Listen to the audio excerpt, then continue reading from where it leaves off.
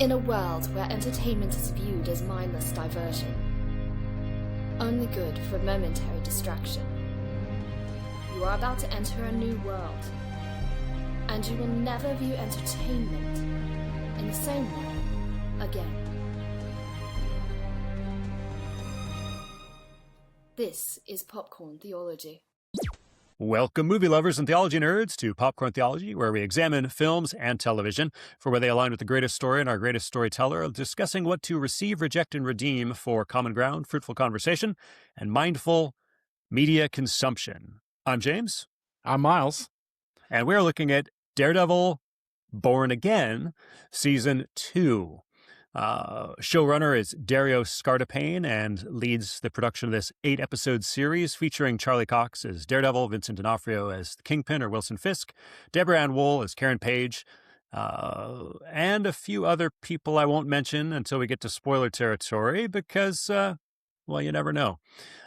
So some people may listen to this podcast and wonder if it's worth watching, and we will get to that. But why don't you give us a plot summary, Miles? Well, Season 2 springs right off from where Season 1 left us.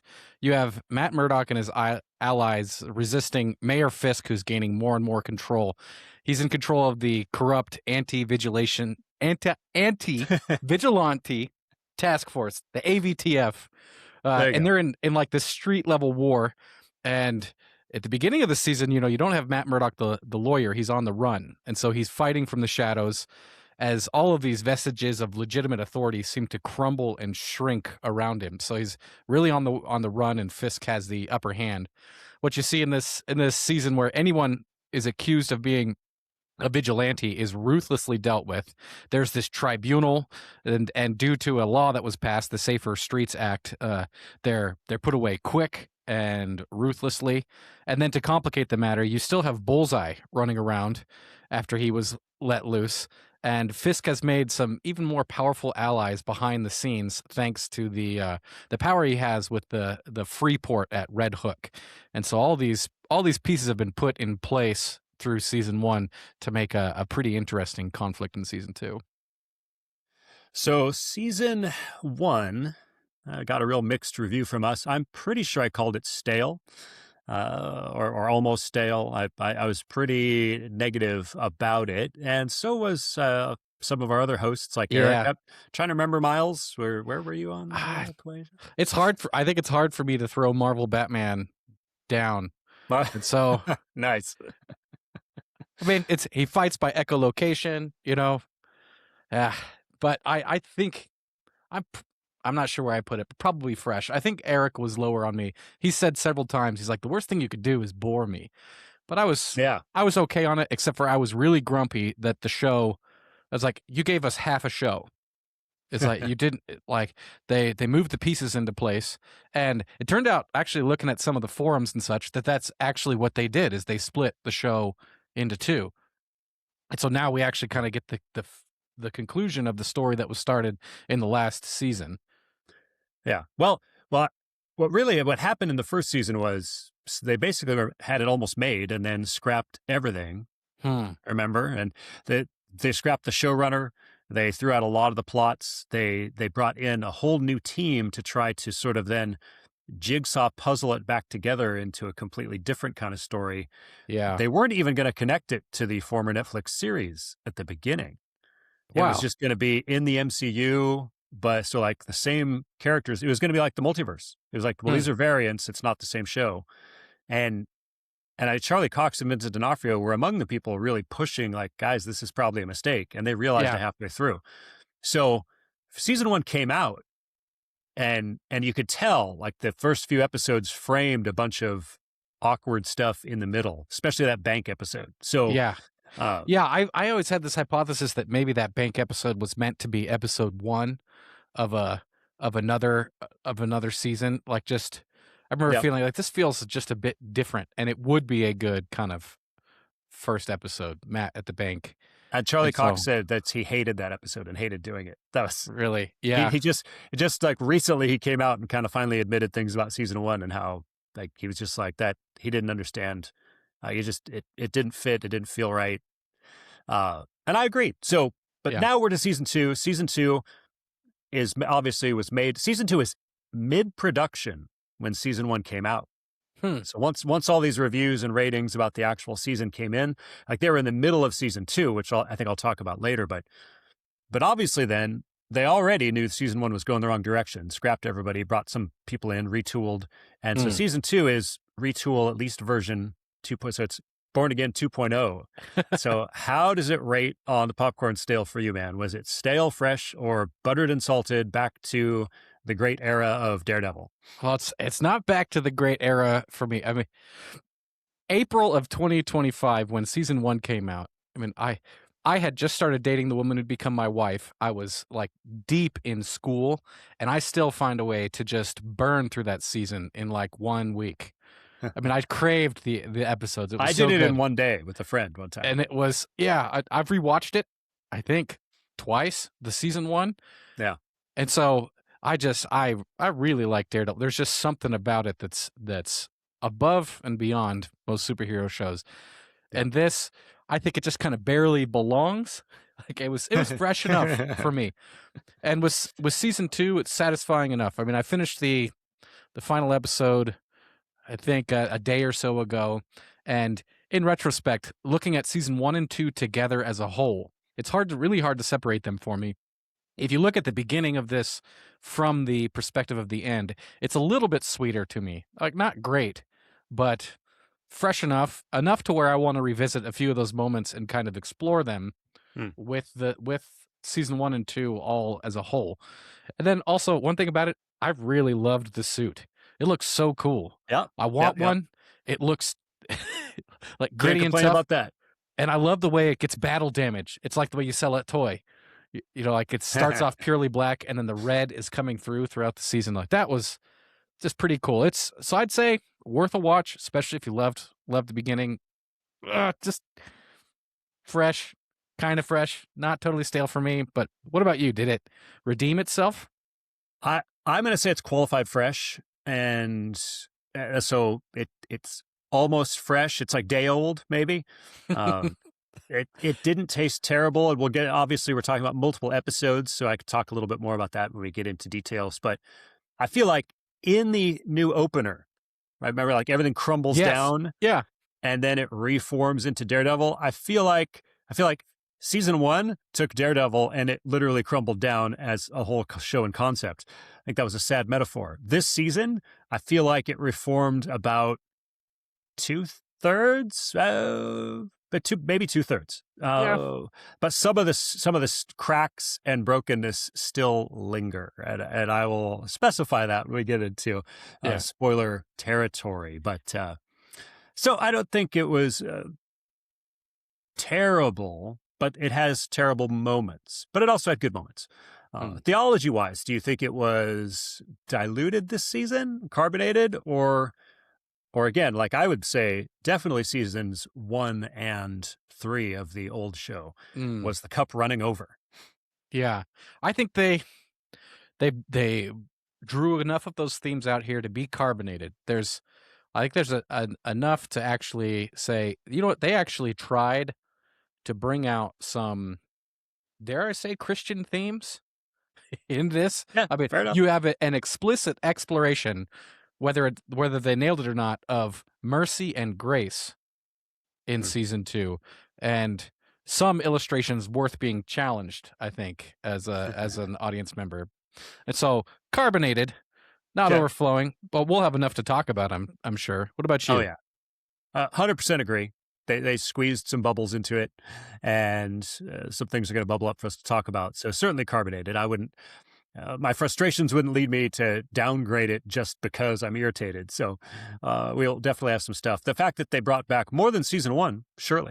They had more things to talk about and attempted to explore. I mean, just the fact that it's not a huge spoiler at all to say, like, we finally get a moment or two, or a church is back in the picture. And the fact that season 1, it was basically out of there. A couple bones thrown to the fact that he had a faith, but there was very little to deal with. So I'm finally glad that they gave us some things to chew on that are at least Christian or Catholic adjacent that we can talk about. So that'll be good. But before we do that, we do want, if people like Daredevil or our previous episodes, anything like that, you want to share this episode, particularly if people are on the fence and haven't watched it yet. I've heard that reviews are not great. So I'd say listen to this episode and then choose for yourself if you want to jump in and give season 2 a shot, and then share those ideas with your friends. Let's broaden the conversation. If you want to hear more, subscribe to us on YouTube, hit the little bell, follow us on social media, Facebook, and all the jazz. And if you want to rate and review us, we'd love to have some Apple Podcasts, Spotify, or wherever you listen, some reviews that say, hey, Popcorn Theology is worth checking out. You can also support us financially through Patreon. Donate a few dollars or send it on a boat and we will store it in our warehouse and make you a patron saint of Popcorn Theology. Get you special access to our exclusive benefits, Facebook group, special channel on a Discord server, etc., and voting on future episodes. This is Devil Month. We did The Devil's Advocate last week and now Daredevil this week. So there will be a vote coming up for something a little bit devilish for us to watch. And premium members also occasionally get extra content. So we can also just support us through getting some merch, wear Popcorn Theology, and spread the love and fact that we exist out there either way. But right now we're a little bit underground like Daredevil and his team. So help spread the news, and we'll be back after some ads with spoiler territory on Daredevil Born Again Season 2. Up in the sky, look! It's a bird! It's a plane! Cinemagog, The Marvelous Era. James Harleman here, the cinema guy, announcing the sequel to my first book on film and faith. Let's face it, entertainment has changed dramatically since the first book published in 2012, and comic book characters and franchises are everywhere. So I decided to set my sights on superheroes and examine the evolution of Hollywood in this follow-up to the first Cinemagog book. For example, what does Loki tell us about culture's view of God? Why does the Marvel Cinematic Universe and the Infinity Saga continually align with biblical themes? In the Marvelous Era, I review each film and show not only how the individual movies express gospel parallels, but each phase essentially reveals a multi-point sermon.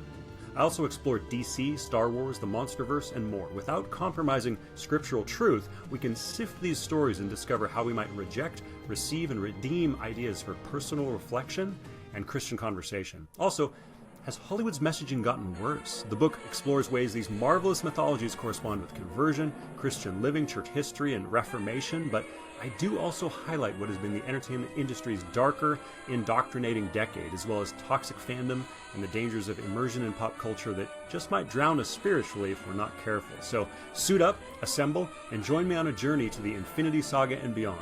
Cinemagog, The Marvel Us Era. Now available on Amazon.com in paperback, hardcover, and Kindle editions. Hey, this is David, and if you're listening to Popcorn Theology, it's probably because you're interested in theology or movies, or best of all, both. And that means that you're our kind of people, sharing common interests with our listeners and viewers as well. So why not partner with us and advertise your business or ministry right here on Popcorn Theology? We're looking for great, like-minded sponsors and offer reasonable rates with a variety of formats to get your message out. Remember, our fans aren't mindless consumers, so they'll give you thoughtful consideration. That's a big part of what we're all about here. So for more information on advertising with us, contact feedback@popcorntheology.com. And we're back, dropping the spoiler warning or pulling the blinders off, maybe, since it's Daredevil, and ready to dive deeper into Born Again Season 2. Let's pop that popcorn. Smells good, ready to go. And, well, you said fresh, I think a little more positive than me, which is in keeping with last season too. So what stood out that you loved and what maybe didn't you like about this? Why wasn't it buttered and salted, and why is it fresh? Yeah. Well, it's not buttered and salted because it's got some obvious flaws. Like, I'll start with things I like. 6 or 7 of these. I thought that the first few seasons, I was like, where's his grappling hook? I was like, that would be pretty... He doesn't need to swing like Spider-Man, but I thought he could have used that a little bit more. They use some really creative uses of that, like in the middle of a fight. That was fun. I already mentioned the black suit, but I thought it was awesome. It just looked... I just like looking at it. And then some of the characters are pretty good. Like, I thought the introduction of Buck was pretty interesting. He was kind of like a new Wesley. Wesley 2.0. Wesley 2.0. I think some of the big mistakes of Daredevil season 1 was killing off Ben and then killing off Wesley. Or what's the Foggy? When they kill... Well, no, Wesley dies in season 1 of Daredevil. Right. Yeah. And just that character was so good. It would have been nice to have him in the following seasons. Oh, that's Even right. though Ben Urich. And Yep. Wesley Dye. Even though they come back to it a lot, but those characters, we're in season 5 and we're still referencing Ben. His friends and stuff, and his Father Lantom niece. in season 3. Yeah. Oh, yeah. But that one at least sticks you in the heart, and he had 3 seasons of wisdom. That's true. But I also like that they reestablished Fisk and Buck as a threat. So like having Fisk do the boxing match and things, it's good to have a reminder that they are a threat. Fisk also gets his own hallway fight scene, which is kind of brutal in the end. Yeah. And then Officer Powell is also a good villain. He's easy to hate. He's just like this smarmy, and he's doing all these wicked things. And I was like, this is a good guy that you like to hate. And I was like, that's good TV. And then in terms of the episodes after the boxing match, everything started to move much easier. I actually began to crave the next episodes more. And then even something kind of pleasing to me, I liked that Daredevil put that ticking watch. They took it off of the Russian gangster and put it in the gun, in the smuggled guns. There's just something kind of neat about that kept coming back. Shows a little bit of wisdom, and there was just something kind of fun about that. Then I'll get to things I missed or didn't like. I missed having a wise priest in the story. I was grumpy about this episode all the way up until episode 7 was when they really returned to a church. Like they couldn't find or even talk to a nun. Like, I don't know, his mom. Yeah. I also miss having Matt lawyer scenes at the beginning of the season. I was like, okay, they're underground. That's fun. But one of the things I love about Daredevil is the dichotomy between working within the system during the day and working outside of the system at night. And to have a whole season of him outside the system is tough. But when I take season 1 and 2 together, it's like, okay, I like this story, but there's something really missing without good courtroom scenes. Well, let me just piggyback on that. So instead of ranting on it in my section, I'll just piggyback on that and say, it almost felt like they didn't know how to. Even the ones they did have with replacement Foggy, whose name I can't and will not remember. Nope, not even going to try. Like even when they had her scenes or the prosecutor, when they had those folks in it. It was like they couldn't write courtroom scenes. They were bad. And it actually felt like in some ways they would almost write around it. Like they'd skip ahead and the judge would. It felt like they were writing around a handicap that they couldn't do court. I think we have how many CSIs out there? How many Law and Orders? They couldn't find one courtroom writer guy from any other show and pay him to come and write a few scenes.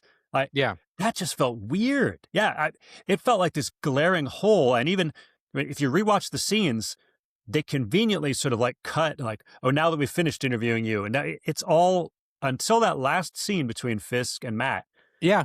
It's like the few good men scenes are strategically shifted. Like they're afraid to do them. I don't know what that was. I don't know what was going on there. And there was something just really missing there. Because I love the concept that Matt can tell with extreme confidence who's lying, but you still have to prove it. Yeah. That's very fun. Because like part of the reason why vigilantes like really capture our imagination is that wouldn't it be nice if I really knew what was good and evil and could do something about it? Yeah. On the other hand, Matt as a lawyer gets to be so frustrated that there's crooks out there that deserve retribution. Yeah. But they're getting away with it. And that's the thing that's so fun about Matt Murdock just in general. And I felt like one way they kind of dodged the courtroom scenes is by having this tribunal of 3 judges, so where you don't really know exactly what the rules are, so they don't have to. The cases don't have to be as tight. And I was like, this is a good way to kind of rescue themselves out of this, because there's a lot of things in the show, like the number of people who get murdered and nothing happens, the number of cops who die and nothing happens, of major crimes that would be an entire plot of another movie where nothing comes of it. You just have to do the suspension of disbelief on a lot of these things and just go along for the ride. Fisk just murders a doctor, and the disappearance of that nobody notices. Yeah. but it's like, it is a comic book show, so I can just swallow it. But that's one of those things that you just like, the show can only be so good because I have to do that while I'm watching it. Yeah. And it's okay, because for me in the end, the final courtroom, like I had my notes. The season, I wish Matt was in court, and then finally they bring him back to court at the end. I was like, I had a sigh of relief. And his moments were pretty good. Fisk is channeling A Few Good Men. You don't deserve to go to know what's going through our ports. I will answer the question. And Matt, in order to rescue Karen, he gets to save the princess by throwing it, by revealing himself and everything. That was pretty cool. And so that, like, it rescued it for me, because I was griping about that when I was writing notes as watching the show. And then one thing that's missing too in season 2 is I don't recall a single long one cut fight scene. The escape from the cage warehouse with the okay, yeah, and yeah. But I'll gripe about that later. But other than that, I don't think there was a good one. And they did fix, compared to season 1. Season 1 had some pretty bad CGI. They would do CGI fights between, like, the first episode where he's fighting Bullseye. If they didn't have the CGI that took me out of it, would be just great. I rewatched it last night, that fight, but that was a mistake in my opinion of having them, because you could just tell they weren't moving like they do. And it's like, these are the things that seasons 1 through 3 were known for, was gritty, long takes, even if they're doing tricks. But a lot of times they aren't. Some of them were genuinely like 12, 13 minutes long. And so, it's enough. Like, I love the show so much that, like, I'm still on board for what you have next. But there were just plenty of things that just bring it down a tier. And then we kind of talked about this, but this show has plots that are so big with so many characters, so many moving parts, that it was like a bit of a mess to conclude. I remember, like, as they're building tension, thinking, how are some of these things going to be resolved? And some of them were resolved just way too quickly. And just, it was a bit strange the way some of them worked. But in retrospect, looks okay. Well, and a few things, looking backward. A few things didn't feel like they needed to be held over till next season. Like, what happened to Buck? He was shot. Yeah. Like, it doesn't seem important enough that they are like, oh, they're dangling that. I don't know. It's like, well, it's not that important. But they wrapped up so many other little details with, like, a Return of the King kind of multi-endings of where everybody was at to song. But then they left some odd little holes. It just felt strange that they did that. Yeah, he just kind of got shot. Well, now I expected Buck, because he was a threat, to actually be in a fight by the end of the season. Yeah. I was like, okay, you've got Kingpin, who destroyed a professional boxer. And they're like, and you got Buck, Afghanistan veteran. And I was like, they're building something cool up here. I'm just being like, I'm going to trust that they're going to build something cool up. And then he gets shot, like, in the stomach and disappears. Yeah. I want to see more of Buck. It's nice to see somebody who's got his act kind of together. But yeah, things like that where you go. He also did one of my favorite things of the season. I'll get to in a minute, but okay, yeah. And then I love this show, but even all the way back from Daredevil season 1, I'm still not sure what Kingpin wants. Outside of his love for Vanessa, I feel almost ashamed to say this, because everybody else seems to get it. I'm not sure what he's after. I agree. I totally agree. And I felt like the last episode didn't really fit with everything we've seen. And I mean everything we've seen over 5 seasons. Yeah. Because at the end, suddenly he's like, I was doing it all for you guys. And I think they want us to believe that he believes that. But he's always been self-serving. He knows from season 1 he's the ill intent. Yeah, so I am the ill intent. Yeah. Yeah, so season 1 finished in that I am the ill intent of the Good Samaritan story. I've realized I've embraced I'm the bad guy. And so I was like, okay, so they had to tell me what he was after or where he's at the end of season 1. But I appreciate that you're also a little confused, because I felt a little bit ashamed, because I've watched several of these seasons multiple times. And as much as I like Kingpin, I'm not sure what he's after. That's why why Vanessa was so powerful, because you can see. I understand that aspect of his character, but I don't know. I think he wants power. But but the last scene with him on that stage with Matt at the very end, surrounded by all the other people wearing devil masks, he seemed genuinely offended that they didn't think he was trying to actually do the best for the city. And I was like, that doesn't feel in character with everything else you've shown me for almost 5 seasons now. Like that. Yeah. He just like, or he was just written. So, and if that was supposed to be something he was evolving into over the course of the last 2 seasons, he was written too inconsistently to make that clear. It didn't feel genuine at the end. Yeah. Yeah. And so it's amazing to me how much I like it. Normally that would completely ruin a plot for me, but I just like Daredevil so much. So yeah, that's just been very tough for me in all of this, is trying to figure out Kingpin. Well, and I think I know the answer to that question, why you still love him, hit the character so much, even with that confusion, is because Vincent D'Onofrio can take crap material and somehow elevate it and make his character transcend in a way that you're still fascinated by him. Yeah. So it's like you can even take a radical change of motivation, which they did in the last episode of this season. Yeah. And make it work, because it does make sense of the previous, of those 2 seasons.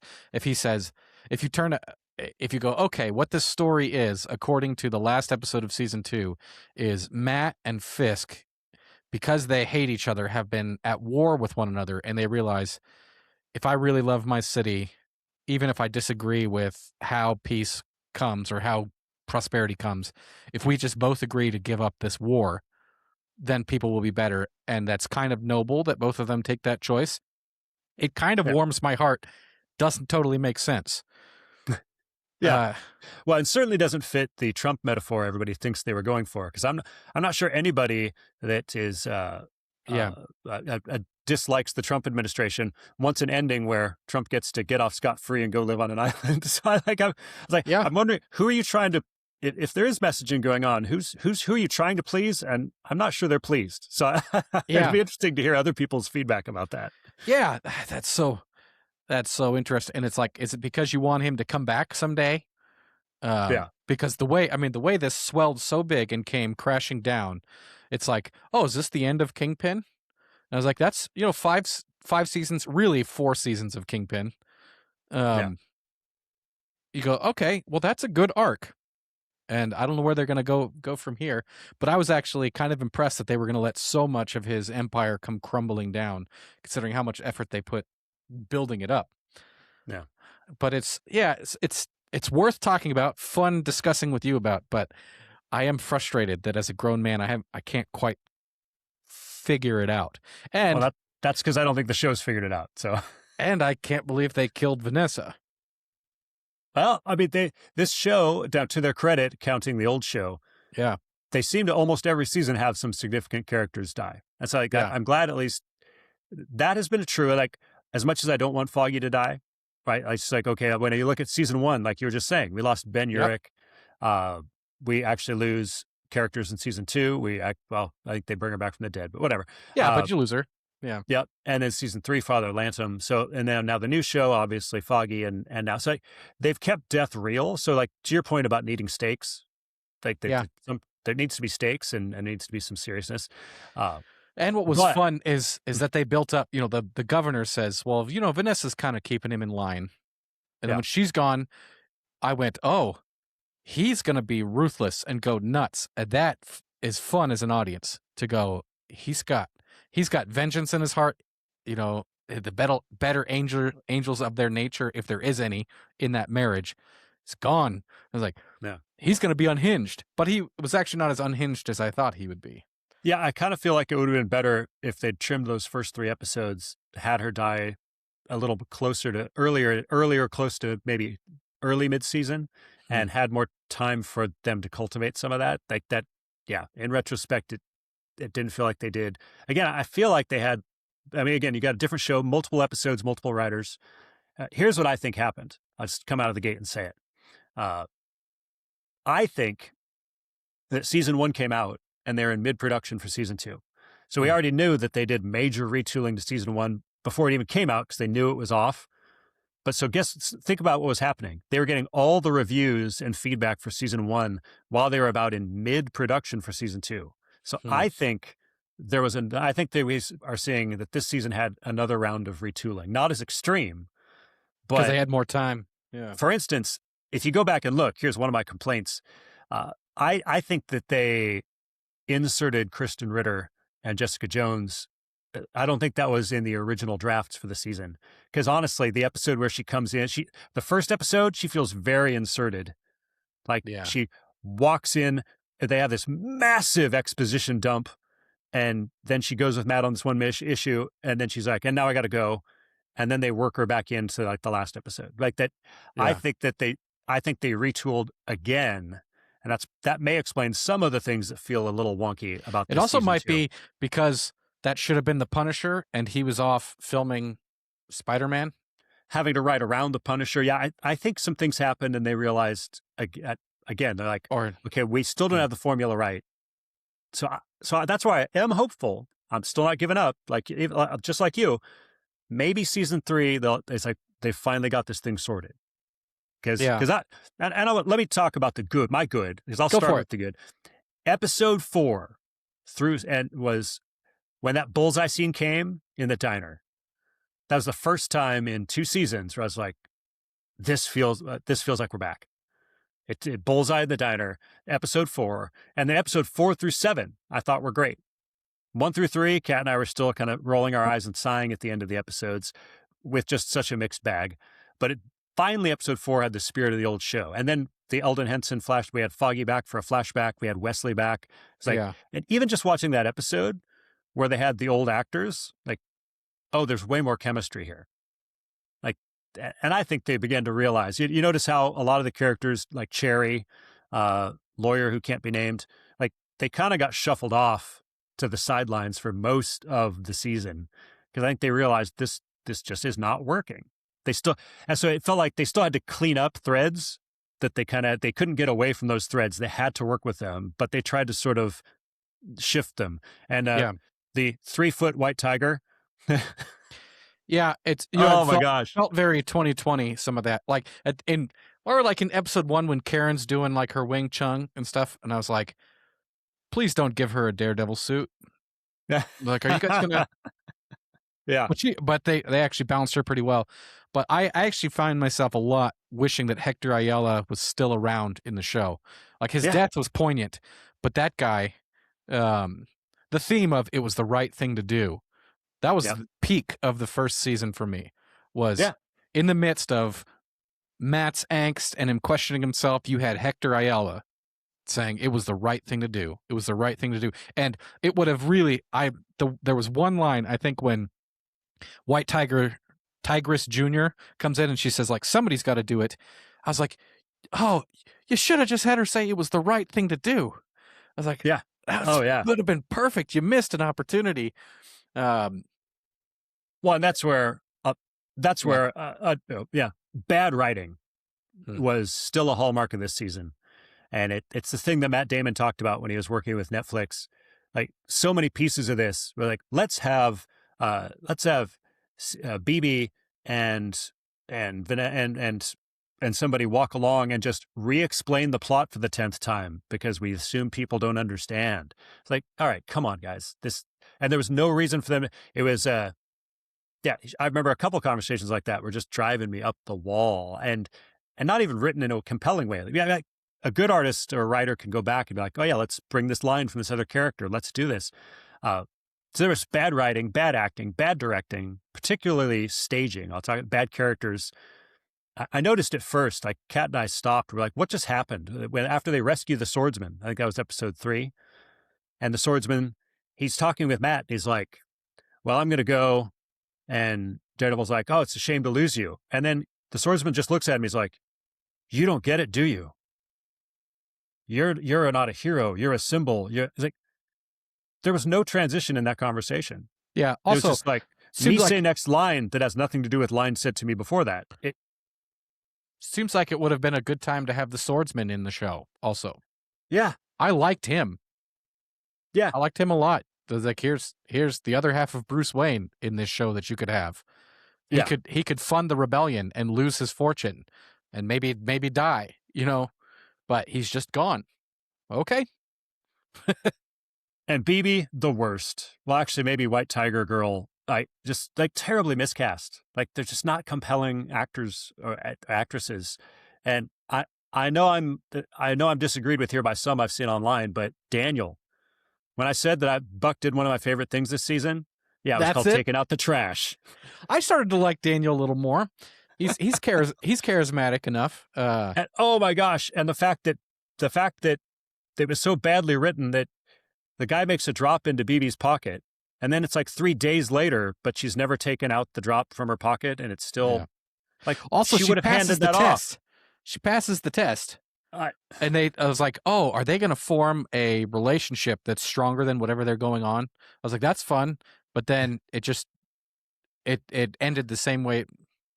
And also, I think, along with Daniel and some of the other characters, they turned back to good too easily, in my opinion. Or is that who you really want to be? Yeah. And then they just quickly switch. And you're like, you built this up. I was like, I've spent 10 hours watching this person descend into darkness. Right. And they just kind of snap out of it. And like, I actually thought that this was a 9-episode season until I got halfway through the last episode. And I went, oh, everything's done now. This is the last episode. And here's why that felt so bad for me. Miles, the scene before, a couple moments back in the show, they had a scene with them talking in the apartment, and she put some hard things to him then.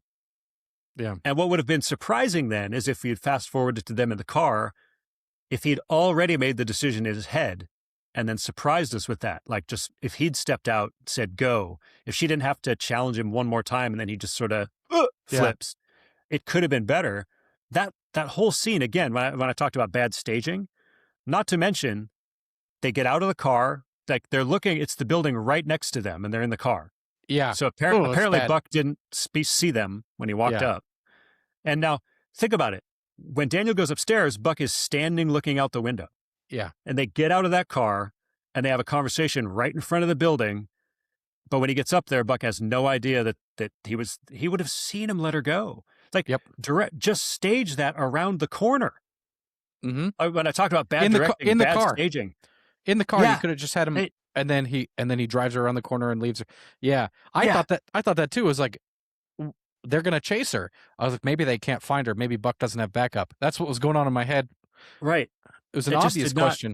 It didn't make sense at all. And then earlier in the episode where they did have when they escaped from the cage prisons and they broke everybody out, they pull up that armored vehicle, and it's the big fight scene. Yeah, and it's like, oh no, they pulled up a fairly small armored vehicle. It's maybe 10 feet. And there's like all these ATF guys all around them. Like the angle of shooting, like that vehicle would not block them running all across around. It just, two people run off and the ATF doesn't just go around the back. All you have to do is walk, or you don't even have to go around. You just walk sideways to get an angle of shot. That's meanwhile, White Tiger has to stop outside the vehicle to hug her mom. Yeah. I thought she was going to get shot. I did. I thought she was going to get shot right there. There's so many just dumb directing choices. Or then they seem like dumb character choices. It just.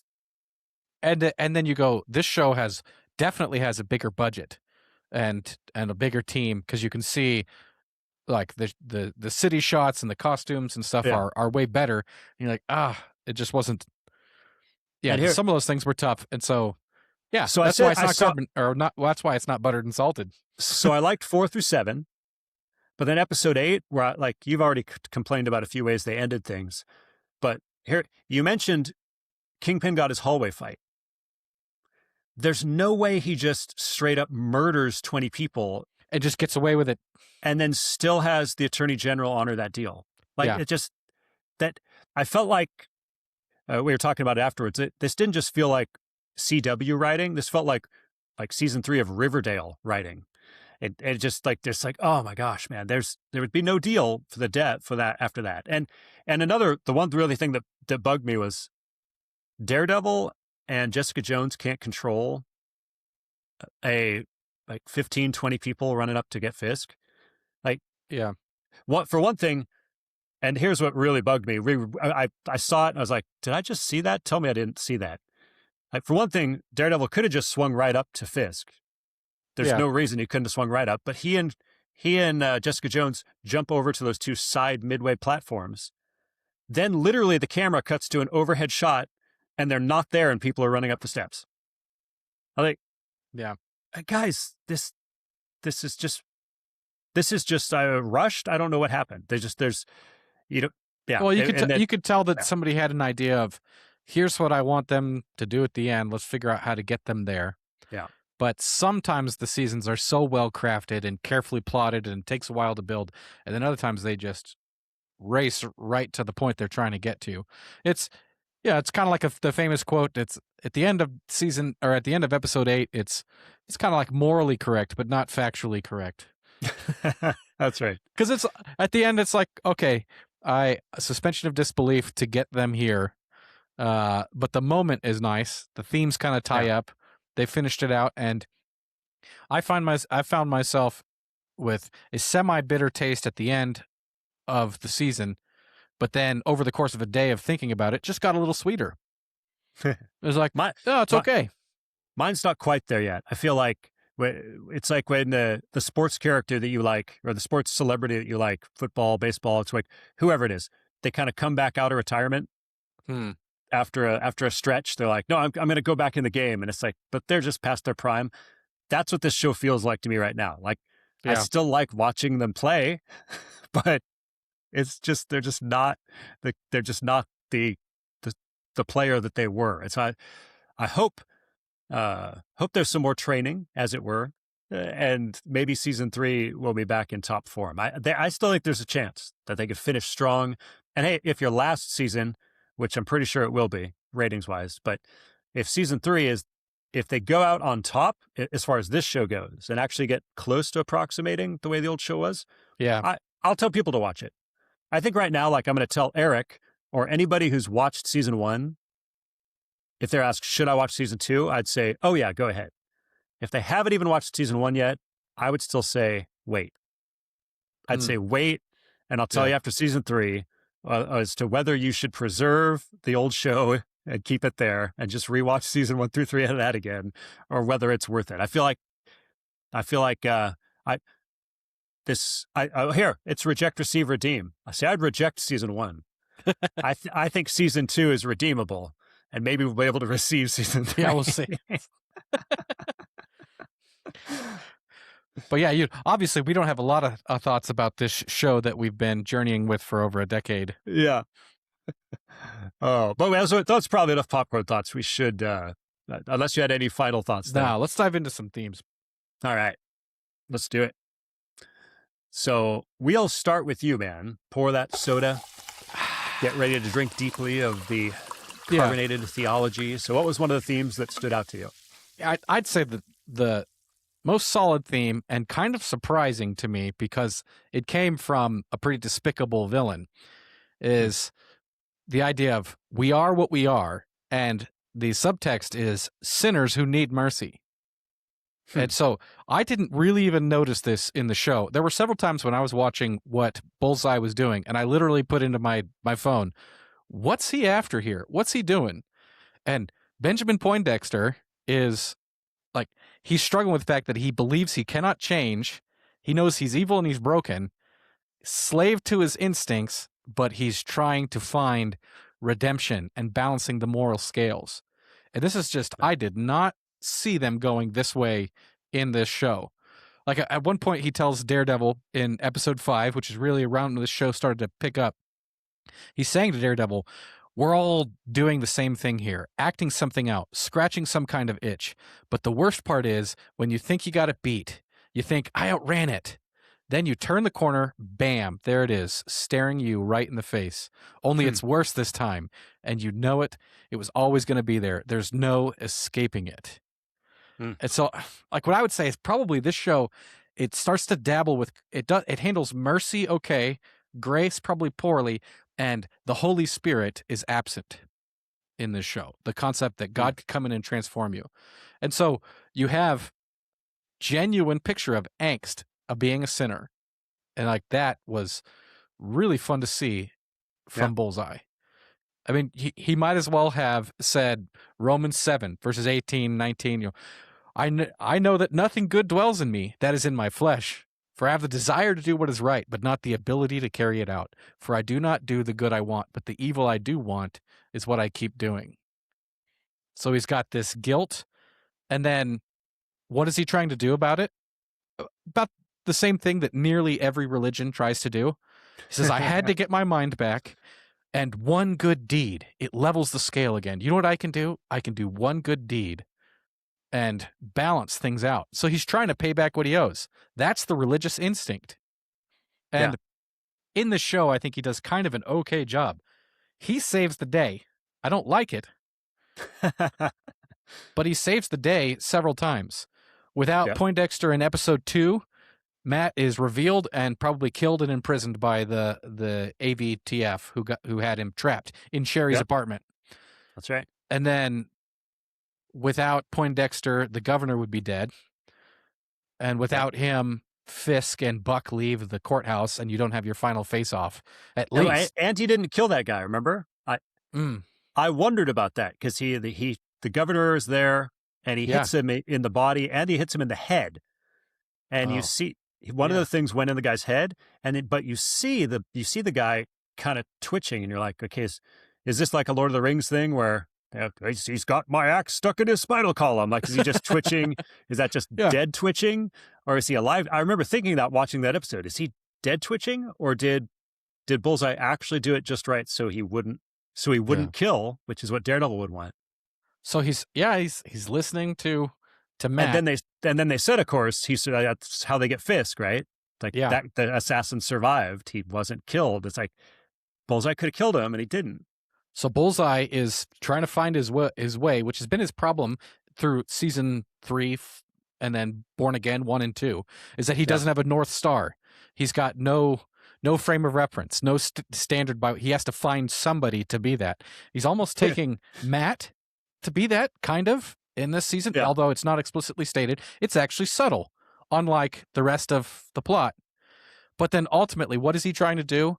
He's trying to earn his way back to redemption through the same means that he got in trouble, by killing people. And it's just like so many of us, our righteousness is as filthy rags, as the Bible says, right? His righteousness, his righteous deeds is still maiming people at best and murdering people. And so there is a Holy Spirit shaped hole in this episode or in this season for me. And like Psalm 130 says, if you, O Lord, should mark my iniquities, O Lord, who could stand? But with you there is forgiveness, that you may be feared. I wait for the Lord. My soul waits, and in his word I hope. My soul waits for the Lord more than a watchman for the morning, more than a watchman for the morning.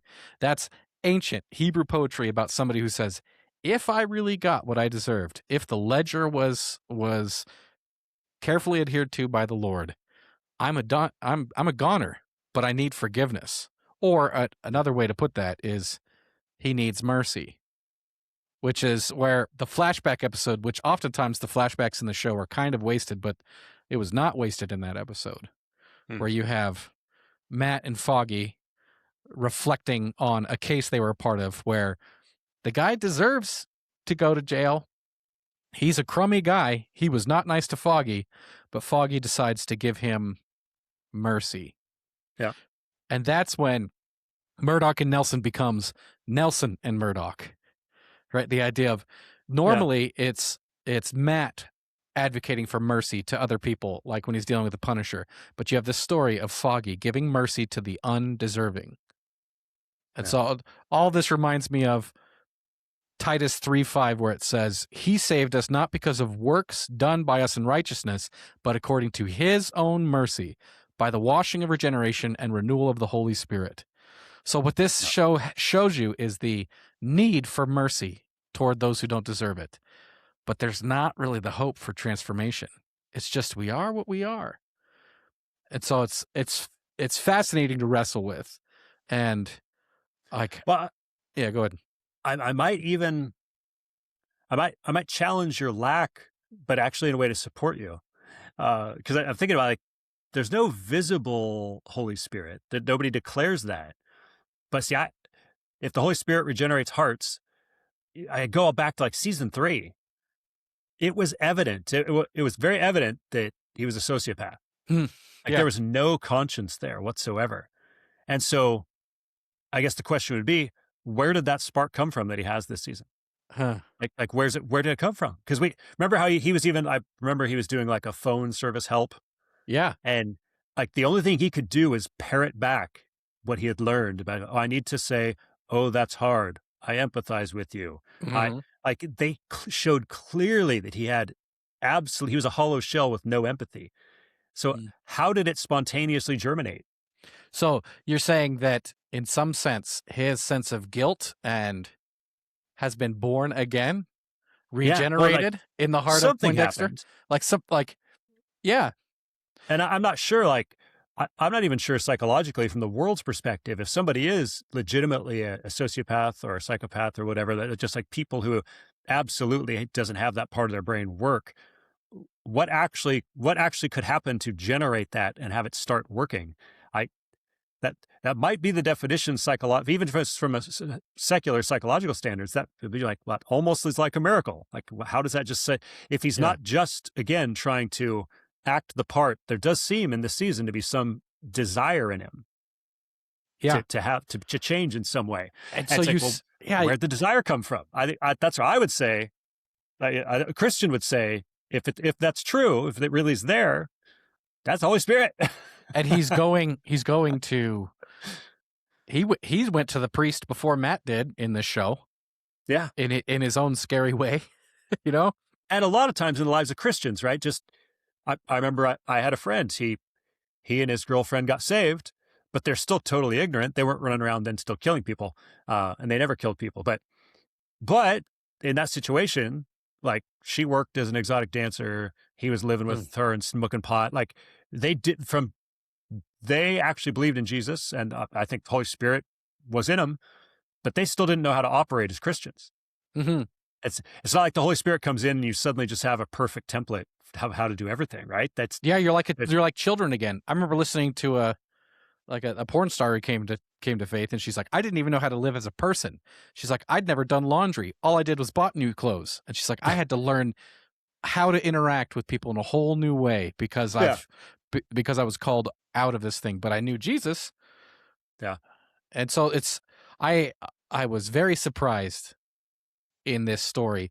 I didn't see it until really toward the end. Well, until that Mercy episode, that this is what they were doing, because he was such a despicable sociopathic character beforehand. Yeah. And I was like, that's very fun, especially because Foggy goes, don't you believe in second chances, about mercy? Isn't there something about that in the Bible? And that's as close as you get. Now, like, how about we, explicitly Catholic superhero, how about we draw some wisdom from your book? Yeah. And it's Foggy who ultimately does it, but like, that was pretty powerful. And ultimately, I can imagine people really wrestling with it, because he's done horrible crimes. He's killed a lot. There's families, even of those corrupt cops, all over the city mourning the people that he's killed. It's like, you can't erase that. You can't make up for that. The only hope you have is mercy and grace. And it's like, and if you are wise enough to watch the show and go, that is me in the grand scheme of things, and I need mercy, then this show could really help you in your faith. Yeah. Well, and to really drive that home, it was another Marvel show. I've used this in a sermon probably, I think in a sermon I've used it probably twice. I think in some other teaching I've used it a couple times. I even put it in one of my books. There's that moment in Jessica Jones where Kilgrave is kind of like, I'll just start doing good. Look, I just saved a guy. See, and it makes up for it. And she just has a great simple line, which is so biblical. She's just like, saving someone doesn't unkill someone else. Yeah. Like the balancing scales theory doesn't work. You're doing something good tomorrow doesn't unravel the sin that you did the day before. Like it's not Yeah. about scales, especially when it comes to murder. Like, yeah, he can never unkill Foggy. Yeah, it's like when I'm preaching the gospel from the pulpit and stuff, I say, here's the deal. Like, we're sinners. If somebody gets to that point, I say, now, what do we do about this? Most of you think I've got these set of scales, and I have to balance them out. I was like, that's the wrong analogy. The right analogy is that you are a death row inmate and you need a pardon from the Lord. But I have good news. It's been offered to you. Like that's where this functions in this episode is. Foggy is it's the line that Steve Trevor gives. It's not about deserve. Yeah. It's about love, about mercy. Now we're in DC territory, by the way. Now we're in DC, but it's like, oh man, it's a good highlight there. And mercy to Poindexter is what eventually saves the day in this episode, because without Poindexter doing what he's doing, Matt doesn't save the day. Fisk gets away in this. It's like, ooh. And yeah. And so although now, sadly, now Poindexter's going to probably start thinking he's earning his way back working for Shaggy. Yeah. Well, what an interesting CIA guy. That was a fun character. Matthew Lillard was having a lot of fun. And he was clearly having a lot of fun. And the idea of, like, what that holds up a mirror to us is, that there are shadowy forces that we all tacitly approve of, or at least abide, that would make room for this kind of evil in our world. And I was like, yeah, actually the CIA would use a port like this. I was like, this makes sense of the plot. And this is how a guy like Fisk really could come to power. And I was like, that's a good mirror to society. So yeah, that's the theme, is that somebody wrestling with, we really are what we are. We can't change, but maybe I could pay back what I've done to balance the scales. And that's where almost every religion is. But from Foggy and Matt's perspective, you need mercy. Yeah. Mercy for sinners. You need mercy and you need grace. And I think that's, I think it actually bears itself out. If you think about it, I don't think Matt, I'd have to go rewatch the scene. He doesn't tell him to go do one good deed to earn his salvation. No. By saving the governor. When you think about it, he saved, one, he didn't kill Bullseye. So that was one moment of grace, because certainly he wanted to. He stops Fisk from killing Bullseye. Mm-hmm. So that's number 2. And he stopped his own girlfriend from killing Bullseye. He also stopped Bullseye from killing Vanessa. Well, yeah. But he could have, he could even justifiably have let Bullseye get killed in the crossfire. He stopped his murder. But yeah. So and you have Karen who was so angry that she goes, "You keep choosing the wrong people." Yeah. It's like the people who love you end up dying, and you're choosing, because he's trying to hold out to be, to give mercy to the undeserving and to not stoop to murder. Although at some point when I was watching this, I was like, biblically speaking, at this point, a lot of these people could be killed justifiably, and it's fine. It's just that's what I want to get to. Go ahead. That's what I want to get to Fisk, because and technically, I guess Bullseye too, but I feel like in this scenario, Matt gives him grace 3 times over, and then basically says, "Go and sin no more." Right? That's almost like woman at the well stuff right there. He's fine. You want to go do something? Go forth from now on and do good. That's not earning your salvation, but he's like, okay, I've given you grace. Now go out and start walking the way you should. That's very different than earning your salvation or balancing scales. That's the Christian difference. We're absolutely supposed to do good works, but they're supposed to be the fruit, not the root of our salvation.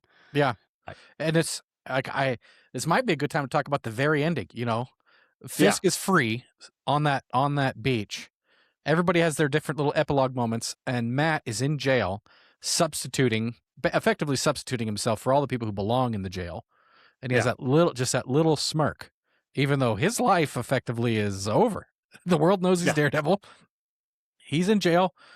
And it's like, it was just kind of beautiful that it wasn't wrapped up in a nice exactly a nice bow, but it was a selfless, sacrificial love for his city and mercy toward the undeserving that created some peace. Yeah. And so I like that. I like that I could use that in a sermon illustration. I like that I could use that in it when we always talk about trying to redeem the narrative a little bit. Yeah. There's a redeem in there where you can totally do that. And I think this similarly, mercy and grace. So there's I think the stronger one is mercy in regards to Bullseye.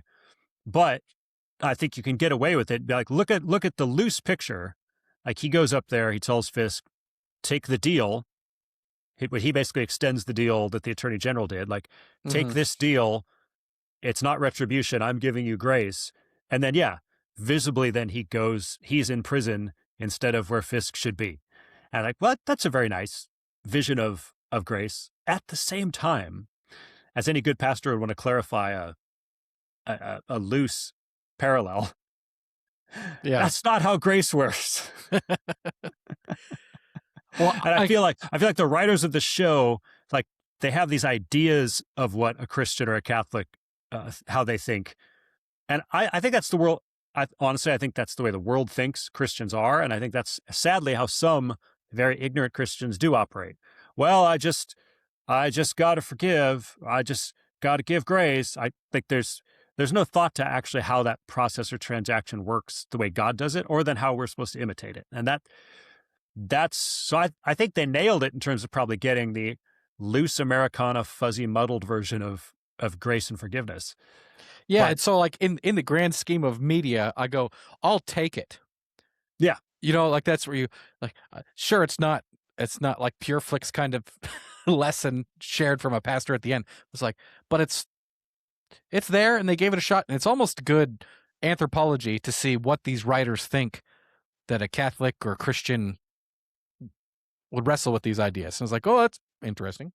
At the same time, James 4:6 is clear. 1 Peter 5:5 is clear. Proverbs 3:34 is clear. The biblical idea is God opposes the proud. They get justice and gives grace to the humble. And there's nothing in that ending that showed Fisk being in any manner, way, shape, or form humble or repentant in any way. Whereas I feel like you did have or see seeds of that possibly in Poindexter. Yeah. Like you saw these smatterings of, and even just the way people were very curious about Jesus in the Gospels.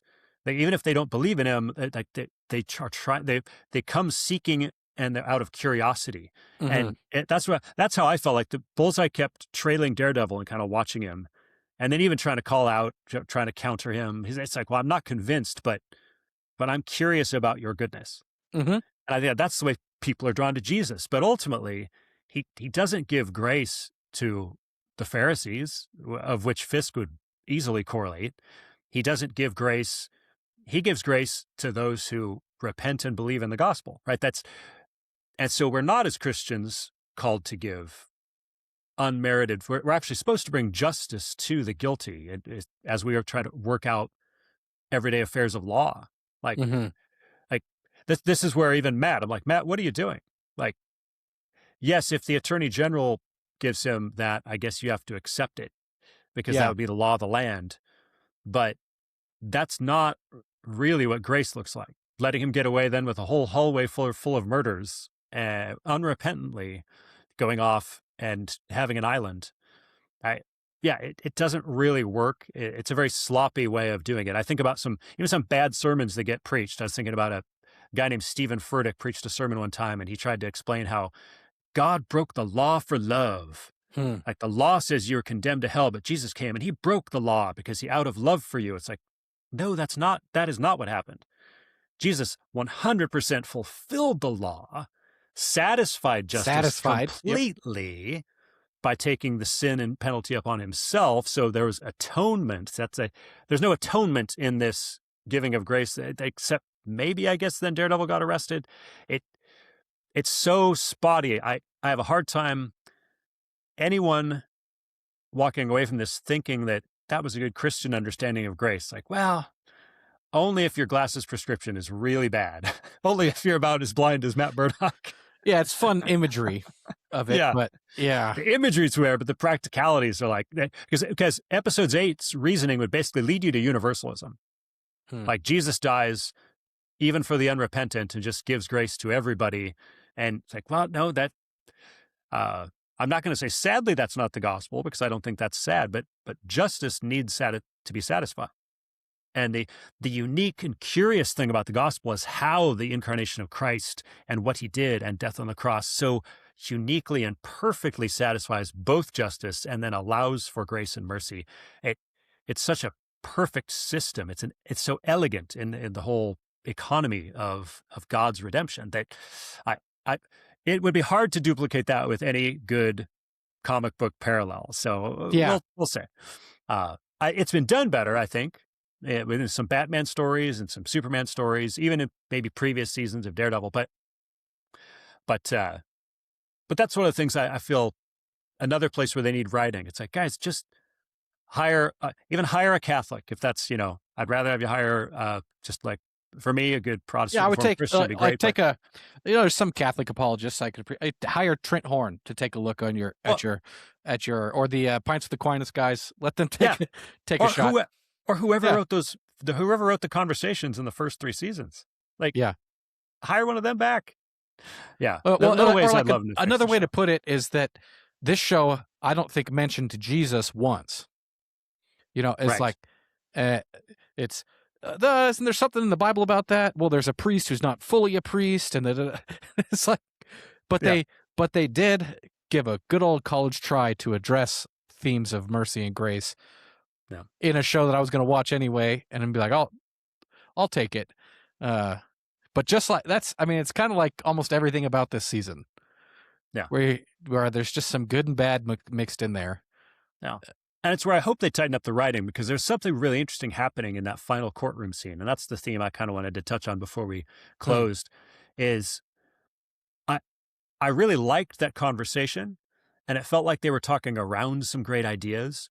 And I wish they had gotten just a little bit closer, because I think it could have gotten to some bigger philosophical and biblical themes, because it was dancing around this idea of vigilantism, which, if we're honest, Matt's had that conundrum in the first several seasons of Daredevil, because in one sense, he's breaking the law, even going back to that bad sermon I was just talking about. Like, he's breaking the law out of love for his city. Actually, he's breaking the law of the land, trying to bring a justice that he thinks supersedes that. And yet at the same time, if I believe how that episode was trying to portray Fisk as in earnestly desiring the city to be better, well, then you could even say smuggling arms for the CIA. Like, in one sense, you could almost accuse him of doing the same things. He was law-breaking, bending or breaking laws to bring the city to what he thought was a better place. But nowhere did they really, it's like Matt should have brought that up. By his own actions, he's being a vigilante, by his own definition of vigilante. And they never even really clarified the difference. That was one thing I didn't really understand. There's a difference between vigilantism and straight up criminal behavior. Like, a vigilante usually is fighting crime, but breaking laws to do it. Like, they were equating him and Muse as the same, when Muse was not a vigilante. Yeah, well, what's interesting is the one line where he's saying, I and Jessica Jones destroyed these guns in the interest of public safety. I was like, you're kind of hitting at the point of vigilantism. Yeah. It's like, hey, that's actually a pretty good argument there. I wonder how many Daredevil crimes he's going to get off with on that defense in the interest of public safety. But vigilantism, I think it's another one of those things that cries out, at least for the reality of morality. Or good old-fashioned popcorn theology. By what standard should something be legal or not? An unjust law is no law at all. And so that's what a vigilante is somebody who looks at the law, sees it's an inadequacy, or somebody escaping the law, and steps in to do something about it. Which is why Matt Murdock as a character is so cool, like we were talking about, is he's, it's not, even though he can tell if somebody's lying or not, he has to prove it in court during the day. And at night, he handles the business of when people get around the limitations of the system. And that's something we all crave, is I want to have a system I can trust. but sometimes I know these guys are getting away with something, and at least he can tell. He can tell if they're lying or not. Well, and when we talk about the law, we're talking about two different things, right? Because we're talking about, sometimes as Christians, we'll talk about the law, but we're talking about the law of God or the Old Testament covenant. And then sometimes we talk about the law, we're talking about the law of the land. And whereas if and when the law of the land had extra rules outside of God's law, or maybe even contradictory to God's law, well, then, yeah, Jesus would break the law. Jesus would have the freedom to break the law, especially and particularly if it went against the law of God. And that's where we as Christians have the same abilities, right? So I think a vigilante like Matt Murdock could argue, well, if I see somebody being assaulted, if I see somebody being victimized, morally, I believe it'd be a sin of omission if I didn't step in. Yeah. And so that's where, like, biblically, we always have to look at, okay, what's before me? Am I committing a sin of commission, or maybe even an omission by not doing the biblical thing and helping my neighbor, loving my neighbor? You see a girl getting attacked. It's like, well, that's for the police to handle. Well, if they're not going to be there for 15 minutes, would it not actually be like, you actually have the right to do a citizen's arrest. I was a security guard for a long time. Yeah. And it's like, if you catch somebody doing a felony, it's okay for you to arrest them, but you have to detain them and give them to the police and all this kind of stuff. But we were trained on that all the time. Yeah.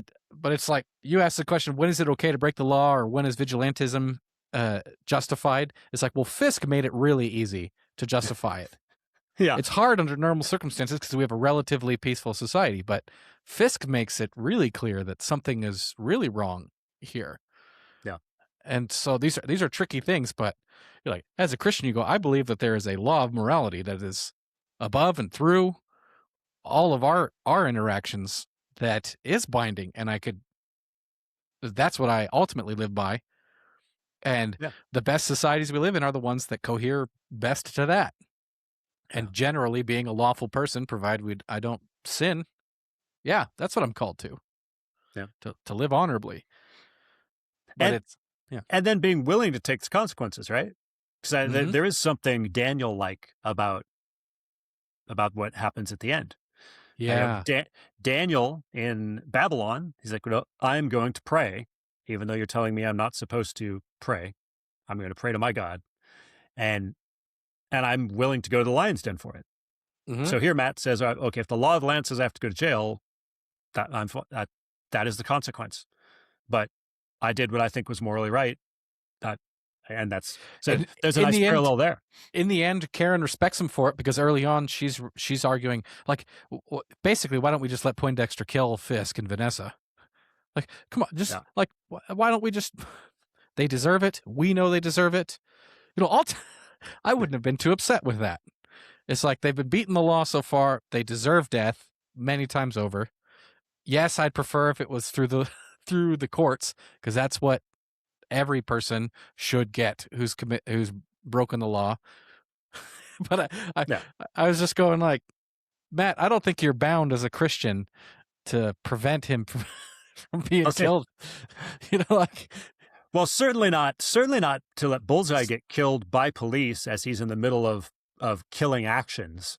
Yeah. Like somebody who, like, trying to prevent somebody from getting killed by the police when he's literally killing people in the midst, or endangering people's lives severely. It's like, okay, that would not be an injustice. That actually be justice. And there's another psychological conversation that's happening in these two seasons that I don't totally appreciate. It's the idea of, if you're a vigilante, it's because you have some psychological need to do this and something's broken within you. Like Heather is like, oh, the mask really lets the vicious person out. And if you want to beat up criminals or stop them, it's because you have a need for violence. It's like, I'd like to see Daredevil have an authentic, regenerating experience with God and be able to actually use his abilities joyfully, instead of feeling so sad about having to stop criminals. Be like, it's actually okay to bring justice down on people's heads. You know, God brought justice upon his own people by sending a wicked nation. It's like sometimes the means aren't perfect, but there was just a lot of that that's like, it's good not to be maybe, what is it, sadistic, to get pleasure out of hurting people, but it's like sometimes you might have to bring justice, and that's so okay. That's where I felt like the grace metaphor they grabbed at was, because it was sort of weak and off center. I can use it, but I feel like they could have done better from a Christian perspective of having him say, "Let's both go to jail, submit to due process." Like for he and Fisk to go to the same place together, had to have justice satisfied, and let the courts decide. That, I think, that would have been that what they went for was a little bit of the Jesus juke and a little bit of grace stuff in a muddy way, when actually a Christian response clearly would have been, I will go to jail for my crimes and you will go to jail for yours. Like God will ultimately judge us ultimately, but we also need to let the law of the land have its way with us, and have them both in jail, although they probably would send them into different prisons, I think. Yeah, I mean, if you could have Matt say those people need justice. Yeah. Like, we need to pay for our crimes. Yep. And then it's like, once you have the attitude of accepting that, then grace can really step in our relationships. Yeah. It's like I've had people in this last, pastoring a church these last few years, it's when somebody just confesses their sins fully, accepts, tries to make whatever restitution they can, it's so much easier to offer them grace. I've literally had somebody say, I was talking to him and I just say, look, you've accepted the consequences. I don't have to bring any guilt or shame on you. I just get to administer grace to you at this point, because I'm not trying to bring you to repentance. You're repentant. And like, those two processes need to come together. Yeah. But grace and truth. But it's the themes in the show are explored in such a way that it's not even easy for us to succinctly discuss them. And that's at least kind of fun with it. Yeah. Well, that's so. If we'll see if there's any other dangling Daredevil pieces to dangling Daredevil stuff, DD, as it were. So let's do a little lightning round and see anything else we want to make sure that we reject, receive, redeem. What about you? Anything we need to reject? Well, with all the craziness of this season, it feels weird for me to say this, but I think to reject as a Protestant is praying to saints.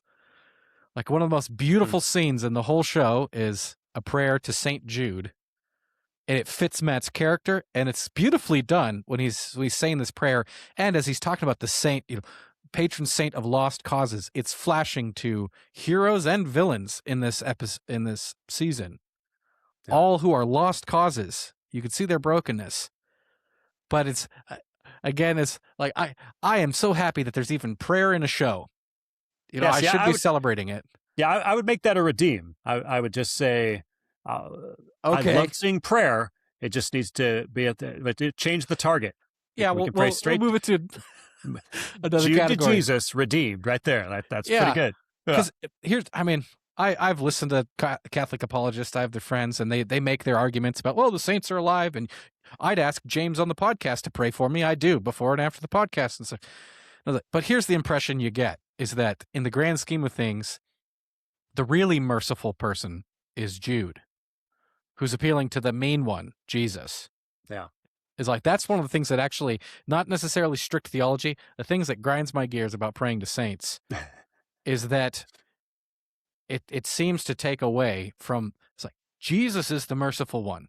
He knows you fully and died for you. It's like, God became a man in order to rescue you. He's the friend of sinners. And it's like, so it's a beautiful scene, but it's just one of those things. If you got Catholic listeners, I love you guys, but do you not see that problem there? St. Jude's the real nice one. You know who rescued lost causes? Jesus. You know who came to woman at the well? Zacchaeus. Jesus. Paul. Yeah. Jesus. Okay, that's redeem that point. Yeah. I guess one aspect I have for receive, what's really fun about this show, is that evildoers are destroyed by their own hand. Like Vanessa's choice to release Bullseye from the mental health facility to kill Foggy in order to try to keep this whole plot alive is ultimately her undoing. It leads to her death and the downfall of her husband. And there's places all throughout Scripture, but I just picked Psalm 37 where it says, "The wicked draw the sword and bend the bow to bring down the poor and needy, to slay those whose ways is upright. Their sword shall enter their own heart, their bows shall be broken." And it's like, Fisk is described as the loose cannon, but it's Vanessa's foolish choice to bring out Poindexter that leads to her own death.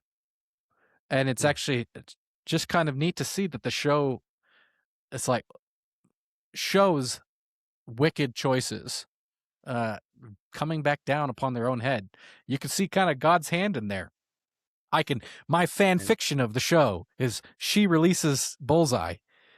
He gets a little bit of the light of the Holy Spirit, igniting guilt in him that he's never felt, being somewhat born again. I'm not saying saved, which leads to her demise. And it's like you got the invisible hand of God working through here to bring her own evil on her own head. I can receive that story. It's nice to see when the villains get their comeuppance by their own plots. You even see this in the book of Esther. Mordecai sets up what is effectively the cross. Not exactly the cross, the spear. He gets hung on his own cross. And I think it's Esther 7. And Shakespeare had it hoisted on their own petard. Don't really get tired of seeing villains hoisted on their own petard. Oh, I think my receive is it's a redeem, I guess, because it's not an exact corollary to our Christian faith, but there's something beautiful about. I guess Marvel started this right with its first Iron Man movie in 2008. Kind of did at the end of the movie, instead of having a secret identity, it's "I am Iron Man," and they sort of did away with that. And so here we've come full circle with Matt Murdock, and by him coming out and bringing his identity into the light then causes Fisk to then bring his identity into the light. And so it's just one of those cool moments where 1 John 1:7 says, "If we walk in the light as he's in the light, we have fellowship with one another, and the blood of Jesus, his son, cleanses us from all sin." It's that idea of living in the light versus darkness, and how God will bring it into the light. And in fact, him willing to bring his own questionable activity into the light brings accountability to Fisk. And brings accountability to the city and brings it there like that. That's really the act. The fight that follows is not really what does it, right? That's where the victory is kind of won. Mm-hmm. I mean, it's almost like that's the Calvary moment. Like the battle's won when he does that. Sure, there's then other stuff that happens between them then and the actual deal and all the big fight and all that stuff that happens. But that's us waiting for the second coming of Christ, right? The victory has been achieved. Like in that moment when his identity is revealed, he exchanges his life for the sake of justice, because Matt Murdock is done at that point. Yeah, it's pretty cool. And at that point, he kind of winds up not playing judge, but he really is in control in the court at that point. Yeah, I'm not finished. I love that part's great. And he reveals the truth, and he brings down the system that's been persecuting people. He puts the law to shame in the Colossian sense, like like nailing it to the cross, so to speak. And the whole system of injustice is broken by that, because he invalidated all of that, and he saves his bride. The tribunal is torn in two. Yeah. From top to bottom. So it's like, as many plot holes there are, and the need for suspension of disbelief, that moment was satisfying enough for me to go, yeah, Daredevil, Matt Murdock, hero again, and Christian hero. I'll take it if it's Catholic, even if it's explicitly Catholic, but I'll take it. My man.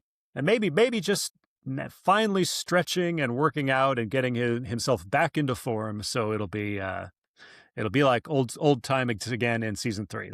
I'm keeping my fingers crossed. I think that things are looking up.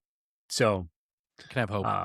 Well, I'm glad that we were able to go through it. I'll be curious to see I think we may have done this episode half for all of our other listeners, but half for Eric to see. For Eric, yep. We can actually get our other co-host to watch it. So that's why he didn't join us for this revisitation. But I appreciate you joining me, Miles, and certainly look forward to, well, probably this time next year, maybe talking about season 3. So, but until then, and until next time, keep engaging movies and media from a godly perspective. And remember, you are not a blind or mindless consumer. Thanks for watching this episode of Popcorn Theology. For more content, subscribe on YouTube. Follow and interact on social media to help broaden the conversation. Check out our archive of past episodes at popcorntheology.com or wherever you listen to podcasts. And consider becoming a patron saint by supporting us on Patreon, which lets you interact, influence, and enjoy exclusive bonus content.